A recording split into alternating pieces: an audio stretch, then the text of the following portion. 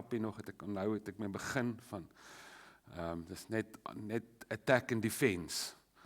En ek vertel vir hulle 'n paar stories, en ek sê, maar ek dink daar's 5 gewoontes. As ek die 4 evangelies, op daai stadium het ek die 4 evangelies oor en oor gelees, net dit gelees vir 'n ruk lank.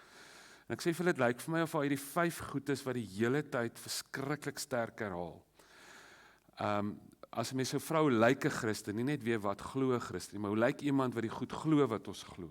In die wêreld daar buite lees nie die Bybel nie, hulle lees ons lewens. En ek sê, en ons praat oor daai 5 goed in die diens. Die volgende Sondag toe preek ek presies dieselfde preek. Ek begin met dieselfde grappie in die begin.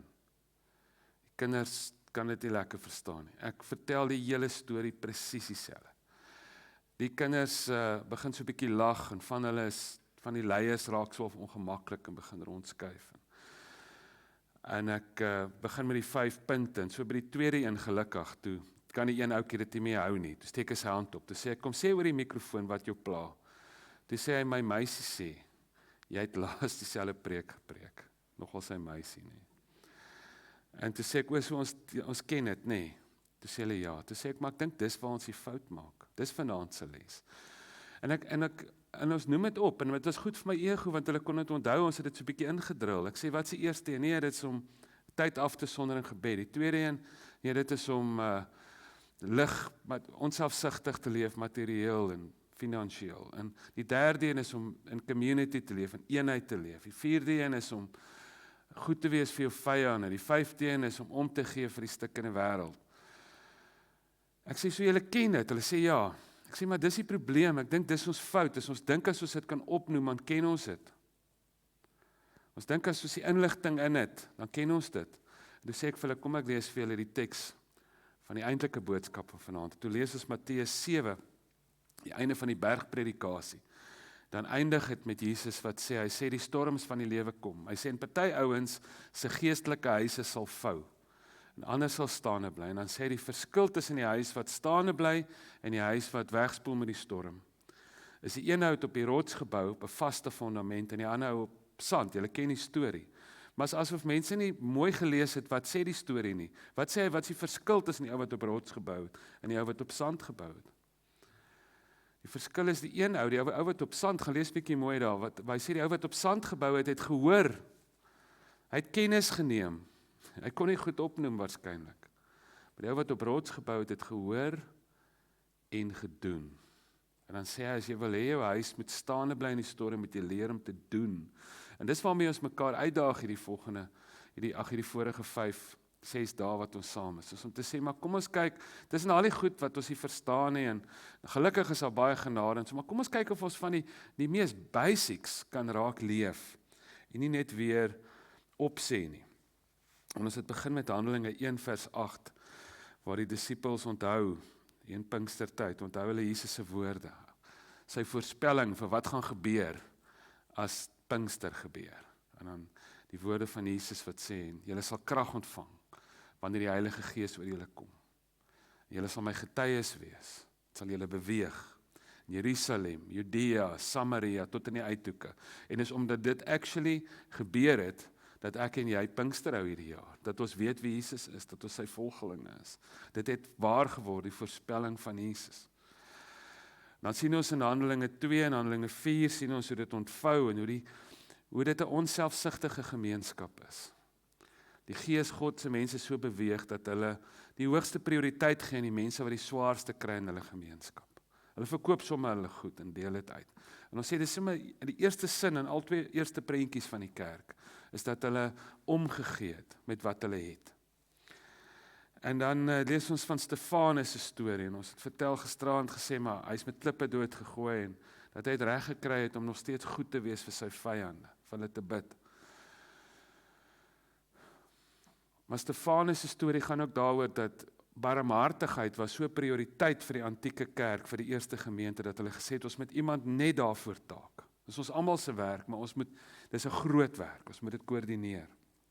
Hulle het omgegee. En dan sien ons soos wat Handelinge verder ontvou, en dis letterlik die verhaal van Handelinge, hoe die grense van mense oorgesteek word om die goeie nuus letterlik in Jerusalem, Judea, Samaria tot in die uithoeke van die wêreld te gaan vertel, om die evangelie te verkondig. So die omgee tema, die 5de gewoonte van 'n volgeling van Jesus is eintlik dwarsdeur. Dat volgelinge van Jesus het die gewoonte, hulle die eienskap, onthou jou eienskap, jou karakter, eienskap iemand gaan net sê, dis jou karakter, dis hoe jy is. As jy dit as 'n gewoonte doen, nie as die uitsondering. Want die uitsondering sê niks. As jy nou en dan bietjie al op 'n uitreik was, en so nou en dan bietjie omgegee het, sê niks van jou karakter nie.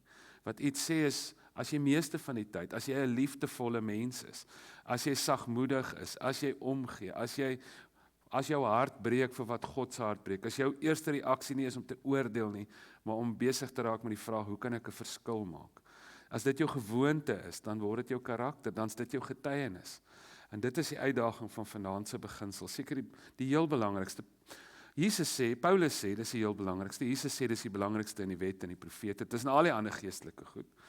Paulus sê, hy sê geloof en hoop en al die goeders, en dan sê hy, maar liefde, die heel belangrikste is liefde. En op vroeër sê hy, jy kan heavy geestelik wees, maar as jy nie liefde het, nie is jy niks. So dit is die heel belangrikste. Nou ek het gedink om vanaand, en ook na ons gesprek vanmiddag, gedink dat ons vanaand so 'n bietjie prakties moet raak.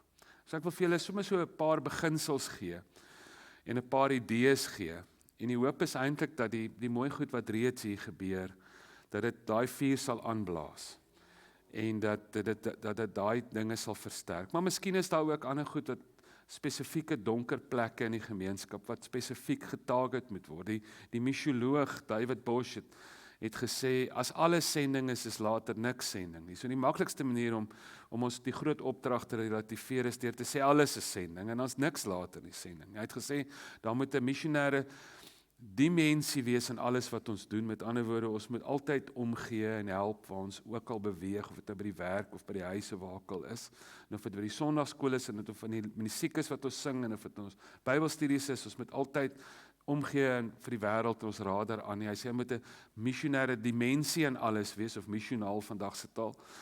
Maar dan sê hy, maar dis belangrik dat daar ook 'n missionale intensie is. Met ander woorde, dat ons behalwe vir hierdie ding dat ons maar net mense is wat omgee, dat ons ook partykeer strategies, doelbewus, donker plekke en donker situasies sal target, en sal sê, maar ons map ons dorp, en ons sê, dis waar die grootste duisternis is.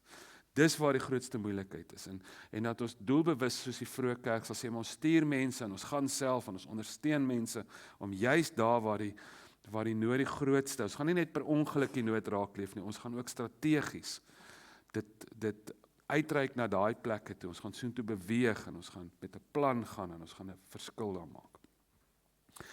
So 5 beginsels, want ek dink ons is partykeer goed daarmee om mense te motiveer, maar die vraag is baie keer hoe.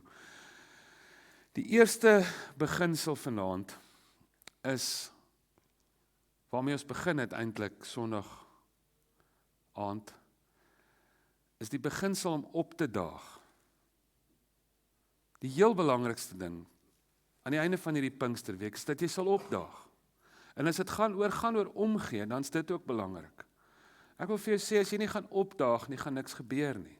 Ou sê een keer, the world is changed by the people who shows up. En is jammer dat dit altyd in elke gemeente 'n klein groepie mense is wat maar vir alles opdaag baie keer. En mag God se gees jou beweeg dat jy sal opdaag. As jy net daar gaan wees, as jy net gaan opdaag, wel jy moet nie net een keer opdaag nie. Onthou het gesê oor die ou wat by die gym net 3 keer opgedaag het. Hy het nie 'n six-pack gekry nie, nee. Jy moet opdaag en 'n bietjie hardkoppig opdaag en aanhou opdaag en sê maar ek wil daar wees waar ek 'n verskil kan maak. En daar's wonderlike geleenthede om op te daag, en ons gaan nou so 'n bietjie spesifiek vir jou 'n kans gee om daarop te fokus. Dis soos 'n veldbrand. Ek het baie keer hierdie beeld in my kop. Die plek brand af, en dan kry jy gewoonlik 3 soorte mense. Jy kry die brandstigters, die misdadigers, ek wil partykeer sê die politici en ander misdadigers. Die misdadigers en die baie keer politieke ouens wat haat spreek, en ek weet nie, daar's bad, bose mense wat die vure aan die brand steek in die lewens en in die gemeenskap. Daar's dis die brandstigters, hulle is gewoonlik 'n baie klein groepie mense. Maar jy weet, as 'n vuur eers aangesteek is 'n hardloop, hy blaas homself aan, het ons nou die dag gesê. Dan kry jy die tweede groep mense, die grootste groep. Dis die mense wat sê, as die plek begin afbrand, dan kry hulle vir hulle self, ek het so beeld, die oom en die tannie kry vir hulle sulke kampstoeltjies, en hulle knak 'n bier, of hulle het 'n fles koffie en 'n verkyk, en dan gaan sit hulle daar op 'n klip, waar hulle veilig is, en dan kyk hulle so. En hulle kyk so deur die koerant, deur die beeld, en die rapport, en die nuus, en RSG, en die vensters van hulle air-conditioned karre, en hulle kan sien, ja, hier gaan dit rof, daar brand dit. Dis verskriklik wat daar gebeur. En hulle het opinies, hulle sal vir jou sê, wie het die plek aan die brand gesteek, wat moet gedoen word, en hulle is experts in moan, en kerm, en kyk, maar hulle is net toeskouers, dis al wat hulle doen. Hulle maak eintlik geen verskil nie, hulle kyk net. Ag, nou en dan 'n krummel vir Lazarus, eet maar die krummels deur die tralies, maar hulle doen nie regtig iets meer as dit nie. En dan staan die derde groep, en dis die vreemde mense, en ek glo dis die ouens wat vanaand hier is. Julle weet mos as daar 'n krisis is, daar's sulke mense, hulle kry so snaakse kyk in hulle oë. En waar almal wegbeweeg van die vuur af, stap hierdie ouens nader. En die eerste ding waarmee hulle besig is nie, hoe kan ons moan, en jy weet, hoe kan ons blame shift, en wat ook al nie. Die vraag waarmee hulle onmiddellik besig is, waar brand dit die ergste, hoe kan ek help? Dis die vraag waarmee hulle besig is. Die brandweermanne, die brandweervrouens. Soos hierdie see-reddingsouens, as jy hulle sê, weet, daar's 'n storm op die see, en 'n boot val om, en daar's chaos. Almal soek die strandhuise op, maak hulle sambreeltjies toe, pak hulle mandjies op, hardloop weg, soek die veilige plek op. Nie daai ouens nie, hulle gear op, hulle daai wille bote, en ry hulle in die storm in, en as jy vir hom sou sê, but why are you always in the storm? Dan sal jy sê, but it's in the storm that I feel the most alive. So vir 'n brandweerman vra, nou wat soek jy altyd daar waar die plekke afbrand? Dan sal hy sê, maar as in die vuur, wat my lewe die meeste saak, maar ek's 'n brandweerman. Ons het by Echo so 'n motto, ons het sulke T-shirts gemaak, toe ons met hierdie tieners begin werk, ons is hierdie jaar 21 jaar oud, jare terug, net om onsself te herinner. Die T-shirt sê, moeilikheid is ons besigheid. En as iemand vra hoe gaan, en dan sê ek wel, moeilikheid is ons besigheid, en business is booming. Dis wat ons doen, ons werk met tieners in nood, en as hulle vir 'n ou vra, wat maak jy daar tussen die drakkinders en die, jy weet, in die skelms en die wat ook al, dan sal ons sê, wel, ek's 'n lig. 'n Lig is veronderstel om te wees waar dit donker is. Dis hoe ons gesindheid eintlik moet wees. Die heel belangrikste is om op te daag. Jy het dalk nog nooit te vuur geblus nie, jy het dalk nog nooit regtig jou lig geskyn nie. Moet asseblief nie jou lewe deurgaan sonder dat jy al regtig gevoel het, dat die Here jou gebruik het nie. Of dat jy net 'n memory het van lank terug. Ek sien soveel mense, dan hulle het iewers lank terug, jare gelede, was hulle in 'n tydperk in hulle lewe, en hulle het so alive gevoel. En hulle kan so mooi vertel, die Here het my, eintlik wat hulle sê is, ek het daai tinteling gevoel van die Here gebruik my. Hy het 'n reguit ou met 'n krom stok geslaan, moenie 'n fout maak nie. Hy het 'n ou met baie foute gebruik, soos wat hy maar dwars deur die Bybel gedoen het. Maar hier, dis almal amazing, om te voel dat hy my krippelpoging kon gebruik. Dis horrible as al wat jy het is 'n memory van jare terug het hy dit 1 keer gedoen, of 2 keer, of 10 keer, of vir 'n tydperk. En miskien vanaand wil die Here vir jou sê, nee man, jou tyd is nie verby nie. Die wonderlikste ding, die beste ding wat met jou kan gebeur, is dat jy voel die Here gebruik jou. As jy die vraag vra, Here, maak my 'n beter mens. Dis mos nodig. Lewe is soos fietsry, as jy stop, val jy af. As jy nie besig is om 'n verskil te maak in hierdie stuk in die wêreld nie, is die wêreld waarskynlik besig om 'n verskil aan jou te maak. As jy vra, Here, maak my 'n beter mens, as dit jou vraag is aan die einde van hierdie Pinkster, wat 'n goeie vraag is, want die Here wil hê jy moet 'n beter mens wees. Hy wil hê jy moet aanhou groei. Jy moet meer liefde leef. Maar weet wat het ek agtergekom is 'n beter manier om dit te vra, as om dit sommer net so in die algemeen te vra. Is om die volgende te vra, om te vra as jy vanaand huis toe gaan, sê Here, maak my vanaand 'n beter mens as gisteraand. Net dit, maar dit ernstig te vra. Môreoggend, as jy wakker word, ek dare jou om dit te doen. As jy wakker word, om net te sê, Here, ek wil teen myself kompeteer, myself van gister. Help my om vandag 'n beter mens te wees as gister. En dan dink jy bietjie oor gister. En jy kan nie glo ek doen dit nou, maar wat se idees ou kry, hoe hoe jy dink hoe jy die goed hanteer het, of iemand verby wie jy geloop het, of iemand wat op jou pad gekom het, en skielik is daar 'n baie spesifieke antwoord, en jou radar is aan, en imagine as jy dit elke dag kan doen, of elke week, is dit jou klein stukkie, maar jy kompeteer in jouself, jy groei 'n bietjie meer as wat jy voorheen gegroei het, elke week 'n bietjie meer. Maar die geheim gaan wees om op te daag. 'n Klomp goed gebeur op sekere dinge gebeur op sekere plekke. Mense vra my altyd, waar kry jy al hierdie stories? Wel, die stories oor die straat slaap, jy moes maar op die straat slaap om die storie te kon sien, om daai ou te ontmoet, daai snaakse ou wat daar op die straat gebly het. Jy moes maar op sekere plekke, Andries vertel die mooiste stories, maar jy het sekere van daai goed daar beleef. Jy beleef, en dit maak jou oë oop om die goed hier naby ook te sien. Toe ek teruggekom het van Indië af, toe sien ek sommer 'n klomp nuwe geleenthede in Suid-Afrika ook raak. So dit maak om op te daag, om buite die comfort zone te gaan, dit wat jy gewoond is, dit wat bekend is, dit wat jy goed ken, maak nie net jou oë oop vir lesse daar buite net, maak ook jou oë oop vir lesse hier aan die bekende. Die skielik lyk goed vir jou anders, jy kan dit anders sien. Hulle sê die comfort zone, die gemaksone, is daai veilige, mooi, rustige, gemaklike, bekende plek waar niks groei nie. Niks groei daar nie. Waar groei jy? Jy groei wanneer jy buite jou gemaksone, daar waar jy die meeste moet leer by mense wat anders is as jy.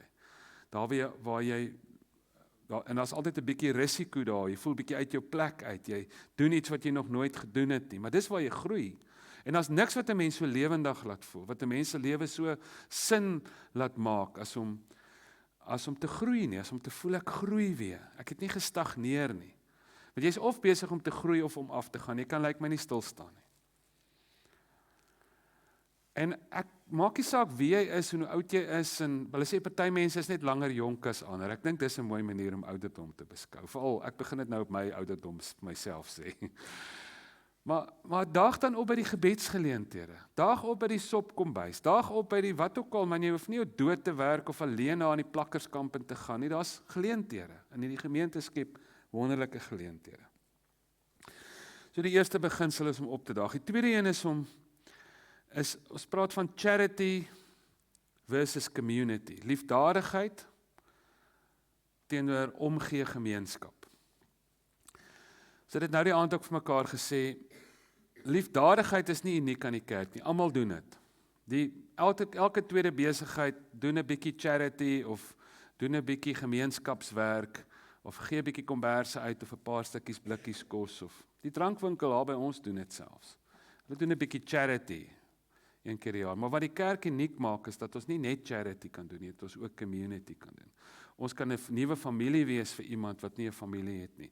Ons kan 'n geestelike familie word vir mense om te behoort. Ons kan verhoudings bou, ons kan die diepste nood aanspreek, wat eintlik loneliness, emptiness, eensaamheid is. Ons is in die connection besigheid. Ons kan meer doen as net uitdeel liefdadigheid. En daar's mooi voorbeelde hiervan hier by julle, waar 'n mens die liefdadigheidsplekke gebruik as 'n plek om 'n langtermyn verhouding te bou met mense. Ek het al baie daaroor geskryf en daaroor gepraat, en ek's altyd so bang ouens hou op blikkies kos gee, of hulle hou op komberse uit. Hulle moet nooit met korttermyn uitreike gaan, moenie ophou nie. Dis 'n goeie begin, dis net nie 'n goeie einde in homself nie. Baie mense is gemobiliseer deur 'n sopkombuis om dieper betrokke te raak. Baie verhoudings is al daar gebou, so dit moet nooit ophou nie. Maar dit moet nie die enigste ding wees, dit moet die plek wees waar mense 'n nuwe gemeenskap ontdek, 'n nuwe familie ontdek. Ouens vra my een keer daar in die Moed daar in Valeria, waar ek is, vra vir my of ek saam met hulle sal gaan. Hulle het 'n sop uitdeel projek, daar slaap letterlik honderde mense daar in Voortrekkerstraat elke aand, baie vlugtelinge, jy het Zimbabwe en Mosambiek, en mense wat net down and out is. En ons het altyd sulke voorveronderstelde idees. Ek moet julle sê, hoe meer tyd ek met daai mense spandeer het, hoe meer kom ek agter, ons troos onsself ook maar deur te sê, almal is 'n klomp druggies, en almal is aan alkohol verslaaf, en dan kan jy jouself verskoon om 'n bietjie niks te doen nie. Dit help ook, ek wil net vir jou sê, dit help nie daai mense deur niks te doen nie. Soos my ma wat gesê het, eet al jou kos op, want die mense is honger, en daar's honger mense. Vandag dink ek, dit het nog nooit 'n honger mens gehelp dat jy al jou kos opeet nie. Jy sal bietjie meer moet doen as dit. Maar eet al jou kos op, wees dankbaar. Maar moet net nie dink jy help jou honger is deur jou kos op te eet nie. Daar's verskriklike, beautiful, wonderlike mense wat baie naby aan die Here is, dikwels, wat heeltemal down and out is. Hulle het maar net op ander plekke gebore as jy. Hulle het so min gekies daarvoor as jy gekies het.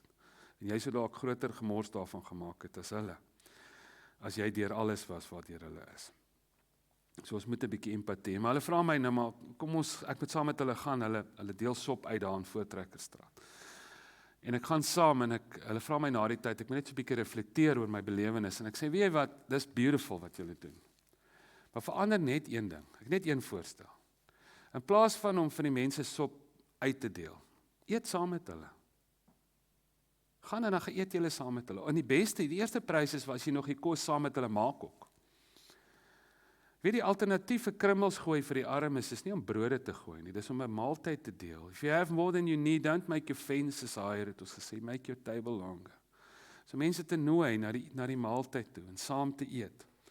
Ons het so saam eet gewoonte. Ek wou eintlik gisteraan daaroor iets sê, maar ek het te lank aangegaan. Deel van daai Handelinge 2 en Handelinge 4 prentjies van kerkwies is dat hulle gereelde gemeenskaplike maaltye gehou het. En maaltye en saam eet en fees hou is 'n baie sentrale tema dwars deur die 4 evangelies en dwars deur die Nuwe Testament. Dis soveel goed gebeur rondom die etes. Dis Jesus se ete by die tollenaars wat ons stories oor. Dis Jesus wat die wyn vermeerder by die eerste bruilofsfees. Dis 'n ete, dis 'n fees. Hy vertel gelykenis op gelykenis oor kos en oor saam eet. En dan sien ons as die kerk gebore word, een van hulle gewoontes is om saam te eet as 'n gemeente, as 'n gemeenskap. So ons doen dit in ons Ekkohuise, nou ook baie jare. En so Johan was verlede jaar het hy by iemand gekuier en hy was die aand by ons ete na die diens. So ons het 'n klomp groot vure daar en ons eet en as elke week maak iemand anders kos, partykeer is dit 'n selgroep, partykeer is dit die girl wat vir ons kos maak vir ons huise, dan is dit wie ook al, individuele ouens. Ons het nog nooit nie kos kon hê nie. En as ons regtig arm is, eet ons rooiworsie hotdogs. En ons het al of ons kry 'n klomp maalvleispersent of wat ook al. Dit is asof die Here net nog altyd, ons sien die vermeerdering van die brode elke week en die visse. En nou deesdae doen ons dit direk na ons aanddiens. So Sondae soos wat ons vanaand gaan doen, wat ons die sop gaan eet. Dis mos lekker daai gemeenskap. Skielik is dit nie net 'n byeenkoms waar ons luister na iemand, maar 'n plek waar ons kuier, ons share met mekaar. Diep goed gebeur daar. En dan het ons so 'n vinnige dingetjie, jy weet, ons sal gou-gou sê, jy weet, voor die ete soos 'n disfunksionele gesin wat ons is, sal ons sê baie geluk vir die ou wat uit rehab uit is, sterkte vir die een wat of uit die tronk uit is, sterkte vir die een wat rehab toe gaan, moenie swanger raak nie, ons doen dwelmtoets hierdie week. Maak julle kamers aan die kant, geluk vir die een wat op die leerlingraad verkies is, ons sing daai enetjie wat verjaar en ons vertel so 'n bietjie van die program van die week en dan eet ons saam. En as jy in Pretoria is, kom eet. Jy's altyd welkom. Die mense vra wat moet ons bring? Dan sê ek, bring 'n boemelaar of 'n straatkind. Gaan laai iemand op, bring iemand saam. En is gratis en die hawelose mense weet daarvan en hulle kom en weet jy wat doen hulle? En dit is vir my die grootste kompliment. Hulle sit in ons erediens Sondae-aande. En hulle sit tussen ons. En weet jy wat, hulle vra nooit iets anders nie. Die meeste wat 'n ou sal vra is, gee my net 'n lift daar na die park toe waar ek slaap. As dit nou reënerig of regtig koud is. Of hulle sal partykeer van die kos wat oorbly, sal ons vir hulle gee. Of hulle sal partykeer amper nooit eers 'n kombers vra nie, want dis hulle kerk, dis nie hulle, weet ek, Jesus het 'n groter issue met rykdom gehad as met armoede. As jy 'n ryk ou instap, begin ons, die eerste vraag is nie, hoe gaan ons hom kry om meer onsselfsugtig te wees nie, of as jy 'n skinnerbek inkom, of 'n kwaadprater, of 'n watter sonde dit ook al is, jy gaan maar net met die ou gesels. Nou kom die ou van straat af, nou is die eers alwaar jy wil praat is, hoe gaan ek jou van die straat af kry? Vra sommer net, hoe was sy dag? En daar's hierdie dignity, hulle is maar net deel van die Ekko family, hulle worship saam en sing saam en erediens saam en almal se radar is aan as ons 'n nuwe ou sien inkom of verwelkom ons hom. Ons doen moeite. Ons sal eintlik baie lelik wees met iemand wat lelik is met iemand wat 'n bietjie anders lyk of ryk wat inkom. Ons dink is eintlik 'n beautiful ding as dit gebeur. So saam ete wil ek vir julle sê, daar's min goed wat so goed werk om mense te laat tuis voel by God se mense as saam eet. Ons het in Tableview, toe ons eerste huise daar begin het, jare terug het, ons begin met 'n eet, 'n Tableview gemeente, en hulle hou dit vandag nog, elke week, vakansies, hulle stop nooit nie. Het hulle hierdie saam eet, en gemeentelede kom en hulle maak kos, en hulle bring meer as net vir hulle self, of daar's iemand wat 'n selgroep wat kos maak, of wat ook al, maar hulle maak saam kos, en dan het hulle hierdie lang tafels, dan kom die gemeentelede eet, maar hulle laai ook sommer mense wat hulle 'n pad mee stap in projekte, of by op die straat, of so laai hulle op, en hulle bring hulle kerk toe, om te kom eet. En weet jy kan die pakkie staan nie by die selfoonwinkel, kan jy nooi vir eet, hy gaan nie sommer kerk toe kom, erediens toe kom nie, maar wie hy sal na die ete toe kom, en jy kan die evangelie daar, ou Neil vertel altyd so 'n bietjie 'n boodskapie daar, die mense vat dit, maak nie saak wat se godsdiens hulle is nie, is 'n wonderlike uitreik geleentheid. Hulle sê mos jy kry 'n ou, hy's 'n Springbok rugby speler, jy weet, maar hy voel so ongemaklik na kerk om daar te staan, maar geef hom 'n koppie koffie of 'n koppie sop, dan voel hy veilig agter daai koppie sop. Het iets om met sy hande te doen. En ons sien dit met hierdie ouens, en dan kuier jy skielik sien jy hoe 'n dokter en 'n ou van die straat af kuier, 'n professor en 'n straatkind, en hoe hulle gesels en hoe daar verhoudings gebou word. Die kerk moet die meeting place wees waar hierdie vreemde goed kan gebeur. En een van die beste instrumente wat die Here vir ons gegee het, is etes. Dis iets wat enige gemeente kan doen, maar jy moet dit eintlik weekliks doen. En jy moet mense nooi. En is lekker, en is wonderlik, 'n missionale ete. Ons het, Neil vertel daai tyd toe sy tannie wat met 2 swart ouens daar in Blouberg pad stap, hawelose ouens, sy laai hulle op vir die ete, want die gemeentelede laai mense op. En dis dikwels bejaarde mense wat hierdie goed doen, oral waar kom, Witrivier ook, hulle pak 20.000 kospakkies daar, dis almal wat in daai kospakkie projek is bejaarde mense wat dit doen, dis amazing, boere mense wat van die plase af deurry baie keer. Maar die tannie laai die 2 ouens op, en daar's 'n ou met 'n wit ou met 'n bakkie, en hy sien dit, en hy dink by homself, hijack. Hy jaag agter die tannie aan om haar te red. Kom maar by die kerk aan. Ek sê, Neil, wat maak jy met die ou? Hy sê, nee, jy nooi hom ook vir ete. So toe kom hy ook vir ete. En almal eet saam, almal is welkom. Ete is 'n wonderlike tool. By Valeria gemeente waar ek is, het my kollegas, en ek het baie min self daarmee te doen, het begin om 'n omgee bazaar te hou. Wie wat het die gemeente gesê, dis 'n beautiful ding. Mens dink nie dit kan werk nie, maar ek weet julle sê as daai ding begin werk, dis iets ongeloofliks. Mense ry van heinde en verre om te kom kyk. Hulle hou 'n bazaar, en toe hulle besluit daaroor te dog, nou gaan ons al daai geld, ons maak R60.000 'n jaar met die bazaar, sê nou maar hier, nou gaan ons al daai geld verloor. Maar hulle besluit, ons gaan 'n omgee bazaar hou, alles gaan verniet wees. Die selgroepe maak potjie kos, verdubbel die hoeveelheid mense. Hulle sê nou maar 10 ouens in die selgroep, nou maak hulle vir 20 mense kos. Die puddingtafel, almal maak gratis puddings, gratis curry en rys, gratis speelietjies en slides en springkastele, en dan het hulle nou 'n ander ding, hulle gaan in die saal, en dan sit hulle lang tafels, en hulle sit, jy kan enige tweedehandse ding wat jy wil weggee, kan jy daar kom sit. En dan het hulle nog 'n groot vertrek, wat hulle vol boeke pak, maar ek bedoel is enorm, is soos 'n klein saaltjie vol boeke, die boeke staan so hoog. En enige ou kan gaan, maak nie saak wie jy is nie, jy kan gaan, jy kan gratis vir jou boek vat, of wat ook al in daai, weet, daar staan van kassies, tot stoele, tot tweedehandse klere, alles hang so daar. En dan is dit op 'n Saterdag, en dan kom die mense, en hulle nooi ons Echo huise is daar, en is wonderlike gratis kos.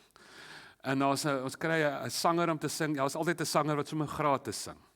En die mense staan toue daar by die puddingtafels, in die curry en rys, en is goed georganiseer, maar ek sê duisende mense op daai kerk, en hulle nooi die blanke plakkerskamp, se ouens, die mense bring hulle bediendes, die shelter vir straatkinders is daar, dit is 'n mix, dit gaan net so, en hulle het my 1 jaar te vra hulle vir my, dan moet ek nou die MC wees, die afkondigings doen, dan kom haar vrou aan met iemand wat sy 'n pad stap, vrou het haar huis en alles verloor, dan sê sy, die vrou, Jaco, wil julle nie afkondig nie, die vrou het regtig 'n wasmasjien nodig, sy het 3 kinders, jy weet, hulle wasmasjien het gebreek, dan kondig ek af, dan sê ek, hoor, ons hou dit nou anoniem, ons sê nou nie wie sy is nie, maar ek sê net, hier's iemand, as jy kom sê vir my, as jy dalk 'n wasmasjien wil gee, dan sê loop die vrou en haar man daar, en is nou beautiful om die ding te sien, en dan sê sy vir haar man, ja man, jyne liefie, ons wasmasjien is ook darm al bietjie Ek is al lankal lus om 'n nuwe een te koop. Wat daarvan ons gee ons wasmasjien, dan gebruik sy die geleentheid, jy weet.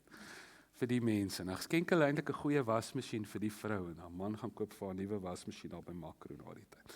En is hierdie omgee bazaar en is ongelooflik. En ek het die storie vertel daar in Kleinmond by 'n Pinkster en hulle hou nou elke jaar hulle eie omgee bazaar. Is nogals iets om te sien. En weet jy wat gebeur daai Sondag? Het hulle so 'n geloofsoffer wat hulle opneem.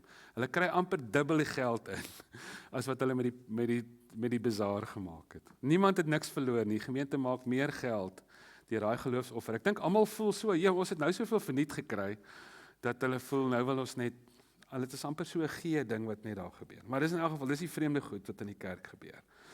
So 'n community, dit kos en eet en saam feesvier het 'n manier om verhoudings te bou. Dit bring ons by die derde ding en is ook in daai lyn van die verskil tussen charity versus community. En dit is dikwels sal mense sê ek kan nie almal help nie. Jy weet? Moet ek nou vir elke straatkind geld gee? Moet ek nou vir elke vlugteling wat ek langs die pad sien iets gee?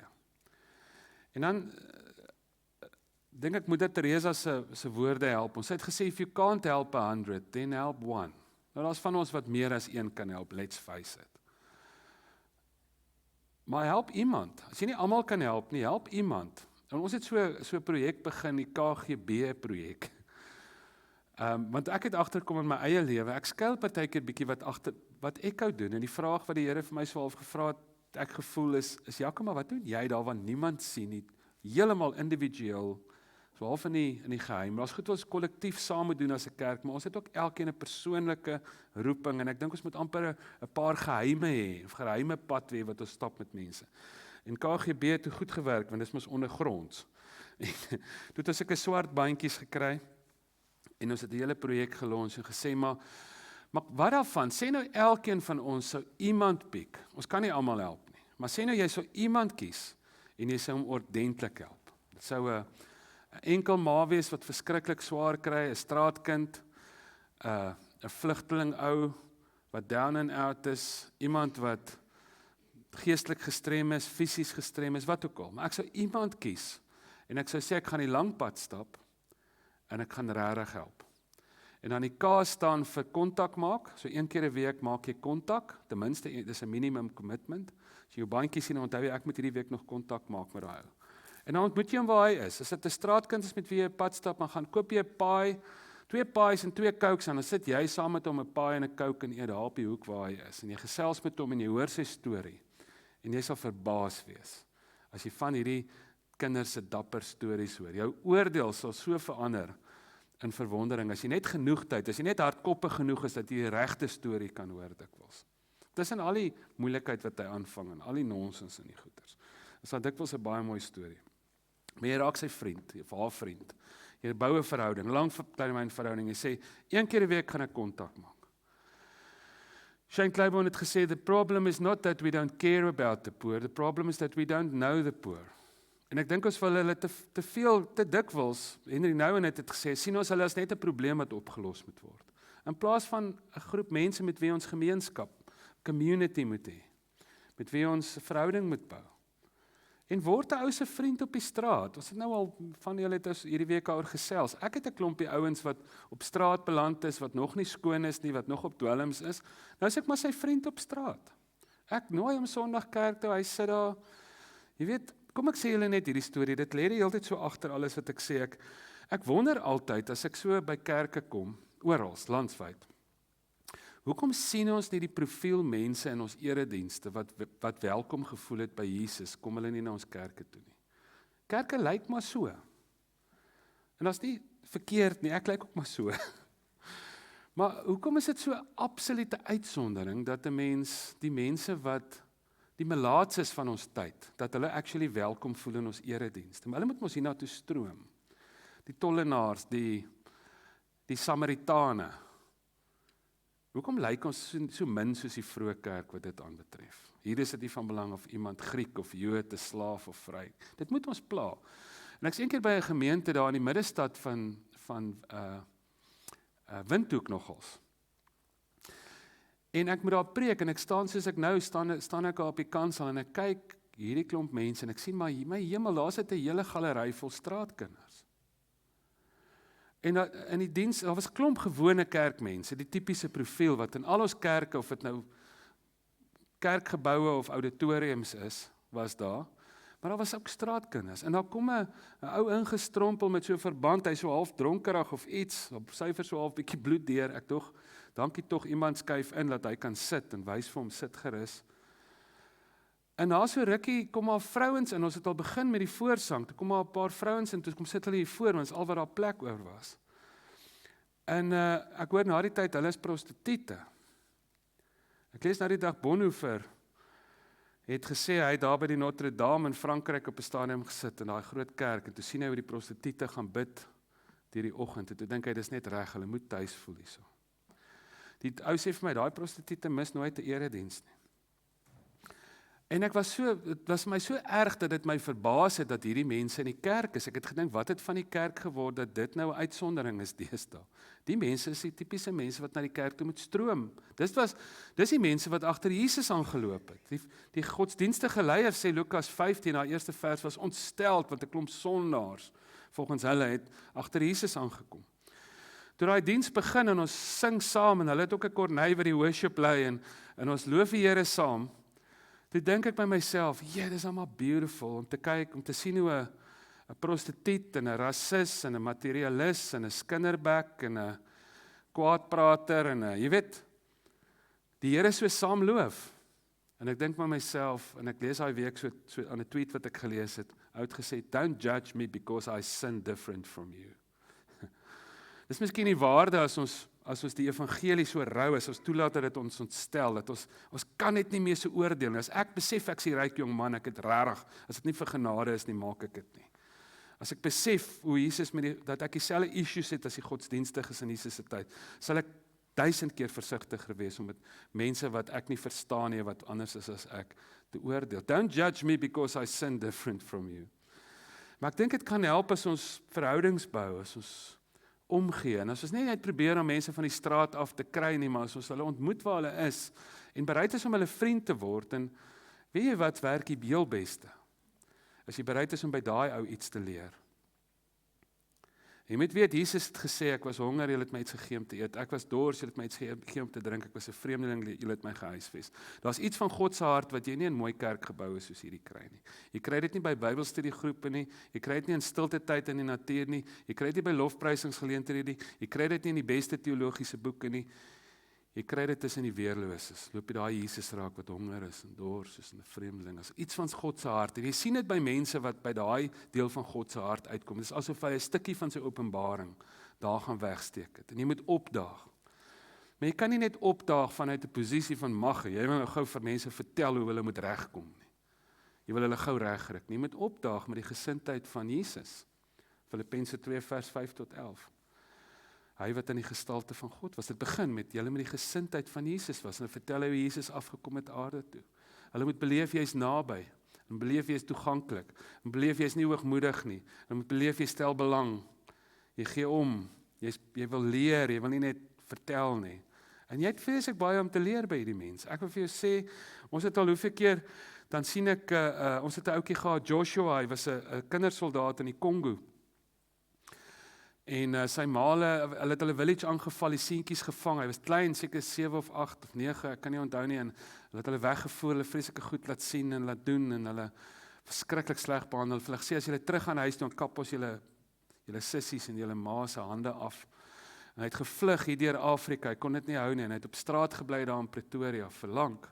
En ek wonder altyd, hoeveel keer het God se liggaam verby hom gery op 'n Sondag na kerk, en gedink, ja jou bogger, wie gaan jy nog roof, en allerhande oordeel in hulle harte gehad oor Joshua.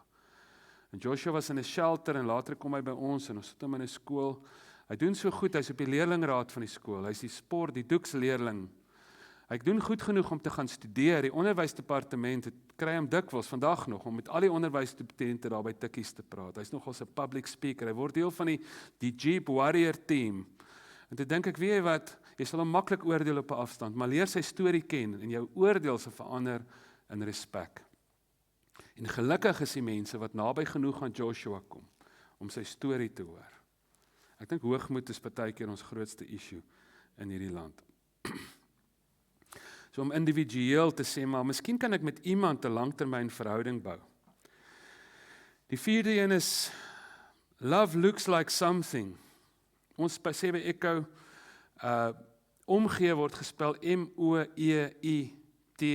Ek het vandag vir Skalk vertel, ons het hierdie motto jare terug, wat ons groot motto is, wat sê, don't tell them Jesus loves them, till you're ready to love them too. Moenie vir kinders vertel, Jesus is vir hulle lief, as jy nie bereid is om vir hulle, jy is sy liggaam, as jy nie bereid is om vir hulle lief te wees. Omgee word gespel moeite, en mense glo jy gee om as jy moeite doen.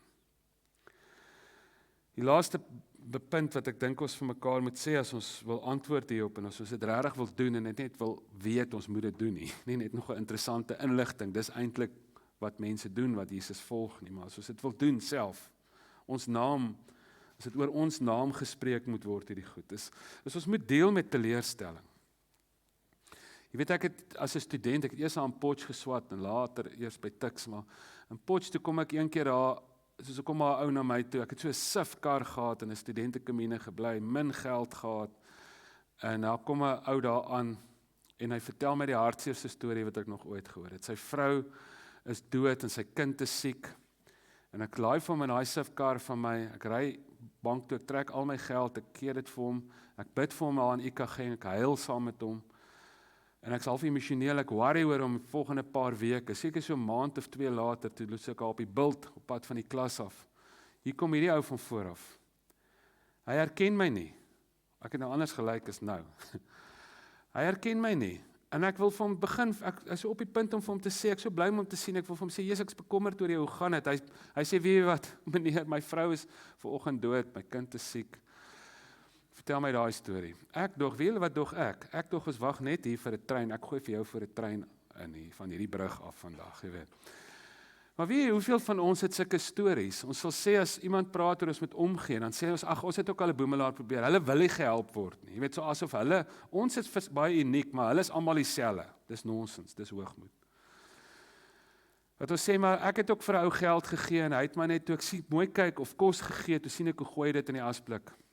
Of hy gaan verkoop het vir drankgeld, of wat ook al. Jou vel sal bietjie dikker as dit moet wees. Gelukkig is die Here bietjie meer genade gehad met jou. My partykeer as ek wil opgee met 'n kind, dan voel dit vir my asof die Here sê, ja, nou, hoeveel keer moet ek al met jou sukkel? Dan sê ek, okay, ons sal maar weer probeer. En om te sê, jy gaan vanaand, as jy wil ja sê, Here, ek wil hierdie gewoonte hê om te gee, en hierdie ander gewoontes uitleef, want dit is alles omgee gewoontes. Dan gaan jy moet deel met teleurstelling. Jy gaan moet sê, ek gaan nie meer daai kere wat ek probeer het, gebruik as 'n verskoning, om nie weer te probeer nie. En as jy regtig die verhouding eers verdien het, dan kan jy tough love toepas. Maar jy moet eers daai verhouding verdien. Jy moet eers daai deernis hê, daai persoon, daai kind moet weet jy's lief vir hom. Dan kan jy regtig tough wees. Ek kom agter, ons kan meer dissipline in ons huise, vandat ons besluit dat ons gee nie op met 'n kind nie. Jy kan mos kwaaier wees met jou eie kinders, as met ander mense se kinders. Maar jy moet deel met die teleurstelling. Jy kan nie jou teleurstelling gebruik as 'n verskoning om nie hierdie gewoontes te probeer uitleef nie. Te veel mense sal sê, ek het seer gekry in die kerk, ek het seer gekry, Christen het my teleurgestel, dit raak hulle verskoning, of iemand anders het. Hy sê een keer, if a hypocrite stands between you and God, you must just know the hypocrite is closer to God than you. Fisies, dit is net so. So moenie daai verskoning maak, ek kry liewe redes om die regte ding te doen. Dis 'n groot kompliment as ons die dag mense oor ons kan sê, maar weet wat het hulle van Jesus gesê? 'n vraat en 'n wynsuiper, 'n vriend van sondaars.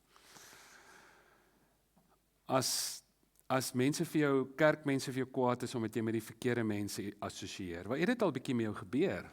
Vra jouself dit af. Dit sal gebeur. Dat mense vir jou kwaad is omdat jy te veel omgee.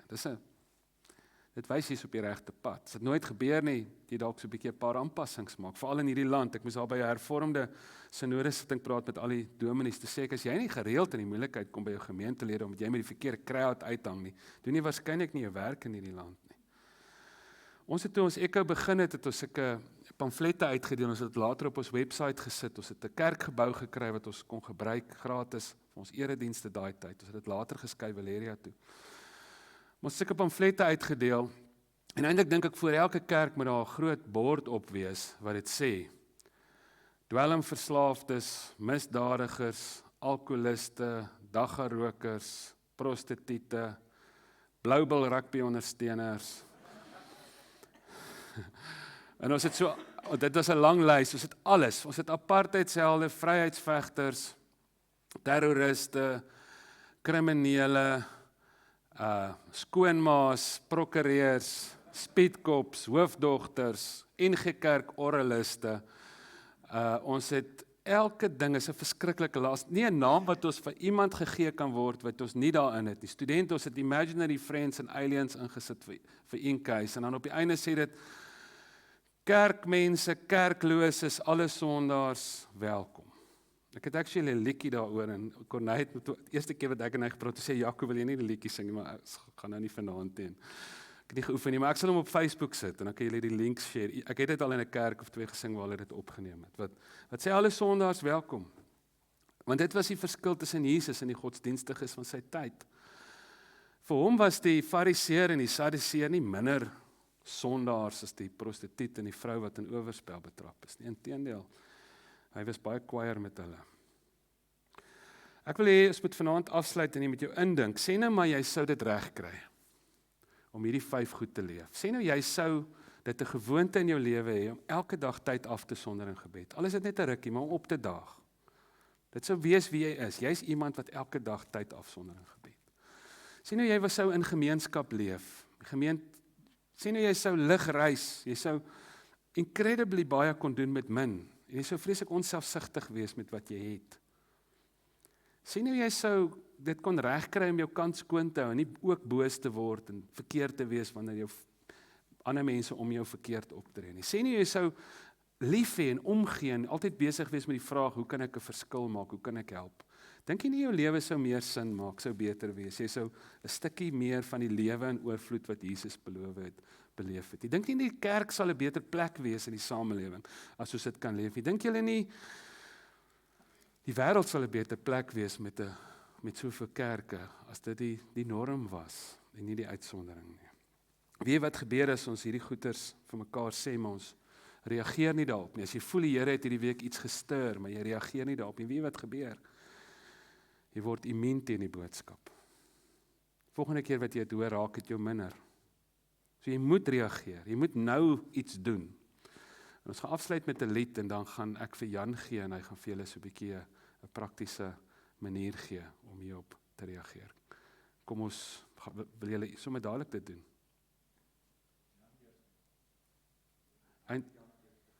Jan, hulle het besluit jy is eerste. Ek en Jan het eintlik gesê na die lied. Okay. Dankie.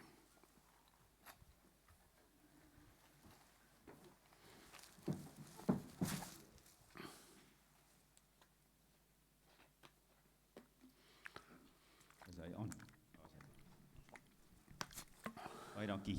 Net 'n paar minute. Ons het so 'n bietjie gesels oor wat het ons nodig in die gemeente.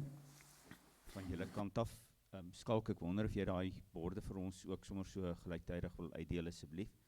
Ons wil vir julle geleentheid gee as julle ergens wil inskakel of betrokke wil wees in die gemeente, dan kry julle kans vanaand. Skryf maar net jou naam en waar jy betrokke wil wees, jou telefoonnommer dat ons jou kan kontak. Ek wil net 'n enkel ding sê oor Bergkeer. Ek het pamfletjies gebring, en nou sien ek die een wat ek het is in Engels, maar daar is ook Afrikaans, maar ek glo julle kan almal Engels lees. As julle nou nog nie weet wat Bergkeer doen nie, wat se projekte alles aan die gang is nie, kom kry asseblief 'n pamfletjie en lees deur dit alles. Maar ek wil by 3 goed net aanhaak vanaand. Ons het 'n behoefte aan vrywilligers wat ons kan kom help om kos te pak, wanneer ons die bokse pak vir die DNS-pakkies en ons praat maar van die COVID-bokse. Dit word gewoonlik op 'n maandag gedoen. En dan het ons ook 'n behoefte aan lidmate of persone wat wanneer die bokse uitgedeel word, die kospakkies uitgedeel word, om met die mense wat fisies hiernatoe kom om die kos te kom haal, hulle te ontmoet, 'n gesprek met hulle te hê, hulle stories te hoor en saam met hulle te bid. En ek dink dit is 'n ideale geleentheid om dit wat Jaco ook vanaand vir ons gesê het, om so vriende te maak met mense wat ons nie werklik ken nie en wat nie noodwendig deel is van die gemeente nie. So 'n bietjie geestelike ondersteuning. Daar te gaan sit, jy hoef nie vir hulle te preek nie. Luister na hulle behoeftes en bid saam met hulle. So dit is waar ons hoof fokus is, wat ons nou nodig het rondom Bergkeer. En dan het daar 'n nuwe projek begin, ons het 'n kwekery begin, so as jy plantjies uithaal, stiggies afbreek, plant dit in 'n sakkie vir ons en bring dit vir ons. Dit is deel van die manier hoe ons fondse genereer om kos te koop. En dan wil ek vir julle vra, as julle nog nie op Facebook van Bergkeer vriende is nie, word 'n vriend asseblief van Bergkeer. Daar's 'n klomp projekte wat nou gaan gebeur. Die 9de Julie is Cheryl James, sy's 'n Paralimpiese medalje wenner by die laaste Tokyo. Sy's 'n dogter van Louis Trichardt en sy gaan die oggend praat by die geleentheid, die 9de Julie. En dan is daar ook in die pipeline 'n pa en 'n dogter bal wat gereël word in die kerksaal. So julle moet solank julle danspassies begin oefen daarvoor. Maar asseblief, as die Here jou aangeraak het in hierdie tyd en jy wil ergens betrokke raak, daar is soveel ander dinge ook, as jy net in die gemeente wil betrokke raak rondom die bedieninge hier, dan is julle baie welkom. Dankie Jaco.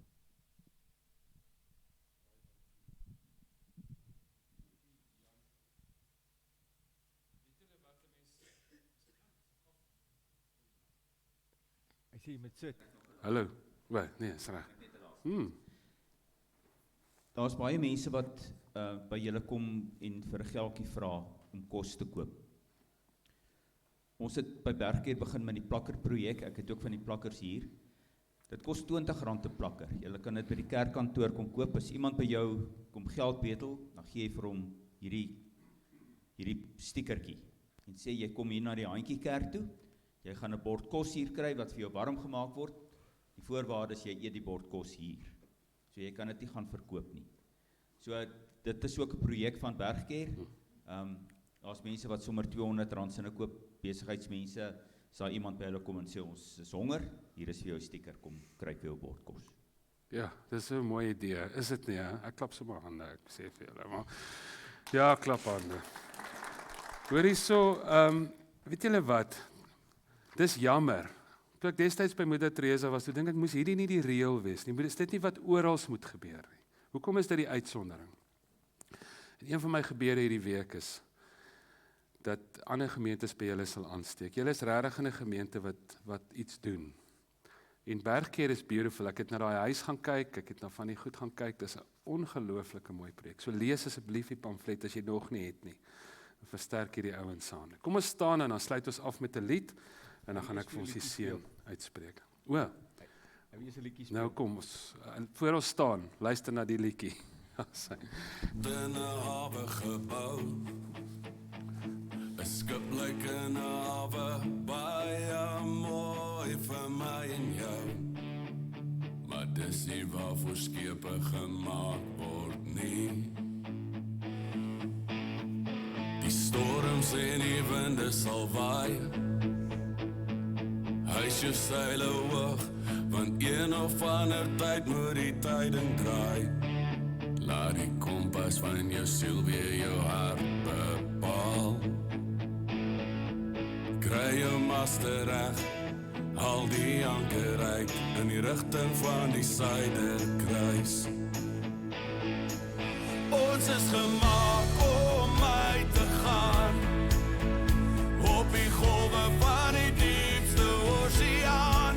Ons vind ons rigting in die sterre en die helder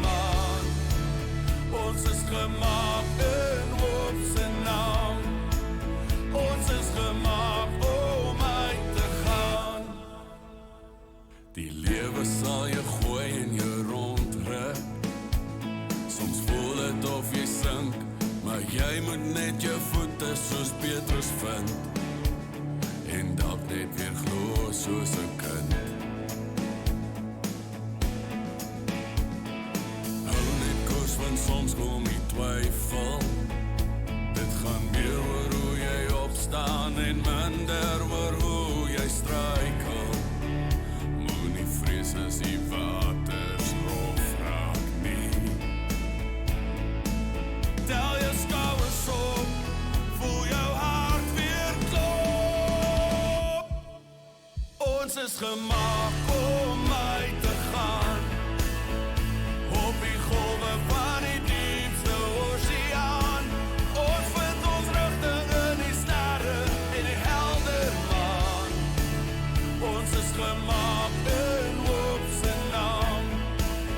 Ons is gemaak om uit te gaan. Stuur jou skip nou deur die poorte. Ons hoop is meer as net leefwoorde. Jy sin beheer van jou bestemming.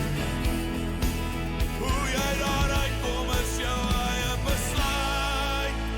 Ons is gemaak om uit te gaan, op die golwe van die diepste oseaan.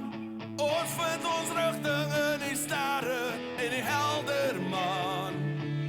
Ons is gemaak in hoop se naam.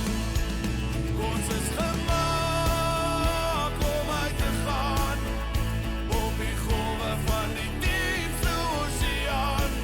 Ons vind ons rigting in die sterre en die helder maan. Ons is gemaak in hoop se naam. Ons is gemaak om uit te gaan.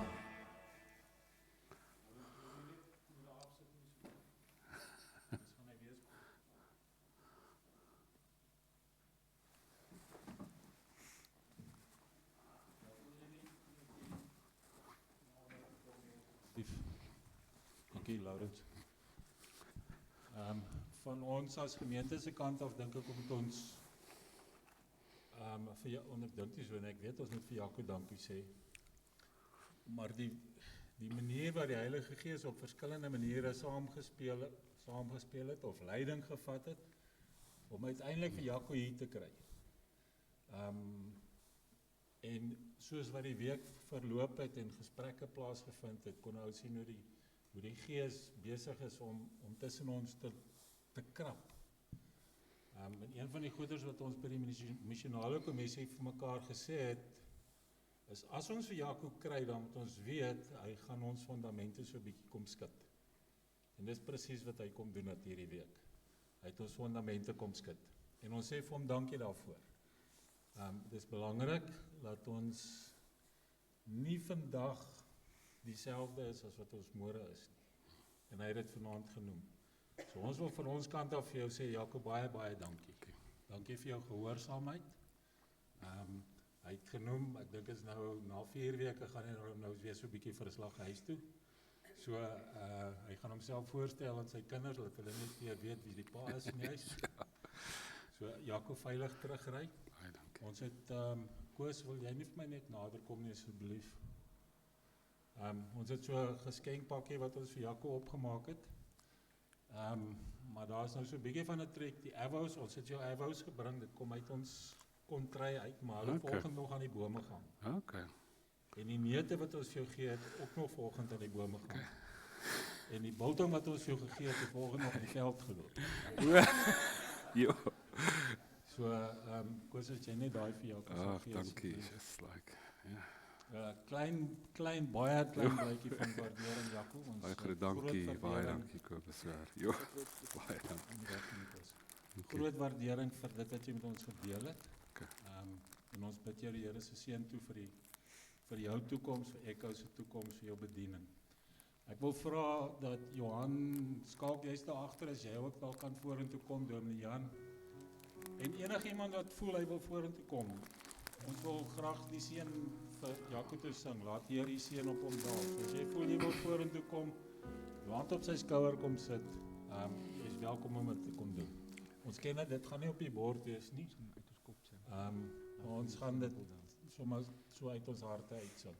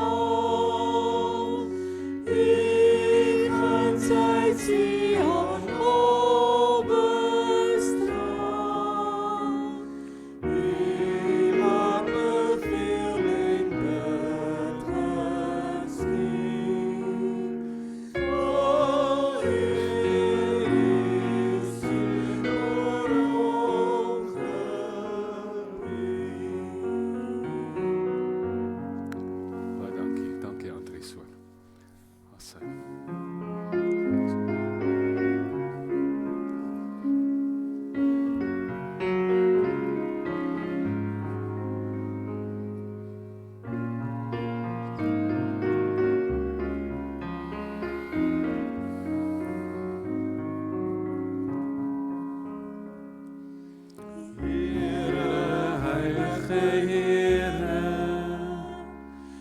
wie is oor as myne. Here, heilige Here, laat die wee ook myne wees. Here, heilige Here, wie is oor as myne. Here, heilige Here, laat die wee ook myne wees. Laaste keer bid ons dit. Here, heilige Here, wie is oor as myne. Here, heilige Here, laat die wee ook myne wees.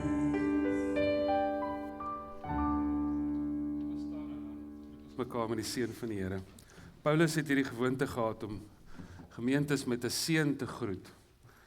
En ek weet daar's 'n teologie student wat so gestaan het, hoor ek nou die dag met 'n oggenddiens nogal. Een van sy eerste preke het jy toe vergeet hy die seën, toe sê hy, nou ja tata hoor. Mag jy, en dit was my gebed vir ons almal hierdie week, is mag jy beleef hoe God se genade na jou te vloei, maar mag jy ook voel hoe dit deur jou vloei. Mag jy beleef hoe hy jou kan gebruik en hoe hy jou lig laat skyn in hierdie donker wêreld. Die genade van ons Here Jesus Christus, die liefde van God ons Vader, en die gemeenskap van sy Heilige Gees, sal met julle elkeen wees en bly. Amen.